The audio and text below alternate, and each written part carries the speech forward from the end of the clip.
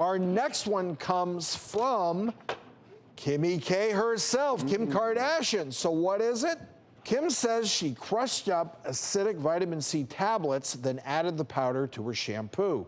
She let it sit for 20 minutes, then rinsed her hair to reveal a much lighter shade. So, Dr. Batra, what's the verdict? So this is actually a hack. And this is a little surprising, but it actually works because vitamin C is ascorbic acid.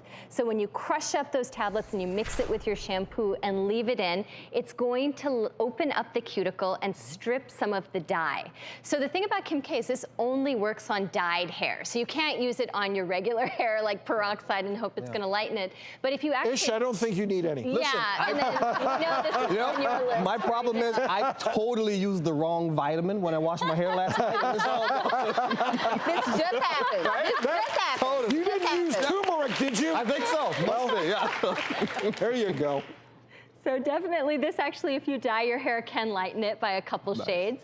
But yeah, don't use the wrong vitamin or peroxide or something that could potentially damage your hair. Is this similar to putting lemon on your hair? So that's the original, absolutely, and a lot of women do that. The composition is a little bit different. In this case, it's going to work on dyed hair only, but sometimes lemon will work on any hair color, and then you combine that with sunlight. And is that an okay thing to do for our listeners? I think people are coloring their hair at unprecedented numbers, and anything you do to color your hair is going to damage it on some level. There's really no harm-free way to alter the actual composition and color of your hair. And with Kimmy K, it changes every day, doesn't it? Correct. That was a rhyme for Kimmy K. It changes every day. That was a good rhyme. How much is too much? How often should they not do it? So that's exactly the thing, is that anytime you're going to do something chemical to your hair, whatever it is, you want to do it sparingly, as least often as possible, and the least amount of application time possible. And that's true for color, et cetera.